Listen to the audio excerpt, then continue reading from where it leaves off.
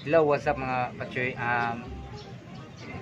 May problema kami ngayon dahil talaga yung kasama namin kanina nung nagbablog kami kasi tinanggal ang mask, tapos may biglang dumating na police patrol, ayun na ano, nandyan sa loob ng police station yun. Kaya ang hirap lang mag vlog na hindi mo alam ang ginagawa mo kasi ngayong panahon ngayon ay maraming bawal talaga, bawal social distancing talaga yun ngayon, bawal magdikit-dikit.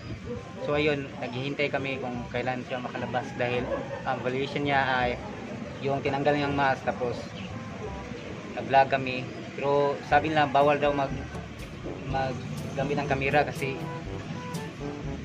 bawal talaga sa kanila yun. So ayun, pagdating ng pulis, nahuli talaga ang kaibigan namin. So ayun guys, maghihintay lang kami dito kung kailan siya makalabas kasi kawawa din yun kasi kaibigan namin yun. Thank you guys.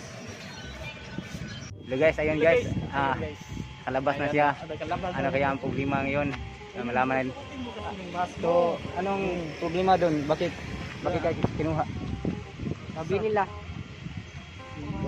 yung mask ko wala ko sinuot. Hindi daw niya Hindi niya sinuot yung sinuot yung mask. mask. Ayan, hindi Kaya siya sinuot yung tinawag protocol. ng pulis kanina dahil Ayun, yung dakit ulit. kaya kayo magbe-vlog kayo, dapat kayo nagmask kung saan kayo punta. Huwag yung gagayahin yung pag Nasikat man kayo o Hubad hindi, ng mask. dapat may mask tsaka face shield. Dapat yun. Dapat follow the Follow the protocols. protocols. So ayun guys, sana matutunan natin tong leksyon to. So salamat. Salamat.